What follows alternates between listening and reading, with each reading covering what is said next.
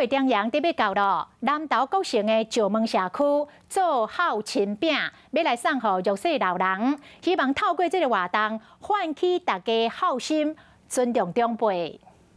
石门社区特别以养生做主题，运用在地食材来做饼皮，设计出加糖加热量的鸭，让时代当食个健康、够安心。全部都是自己社区自己去煮的，自己在配置。希望就是说，吃到的人他们可以感受到师傅的爱心。 即摆算要送3000粒孝亲饼，在地宗教团体嘛找志工来斗相共，嘛有少年人主动协助来包装。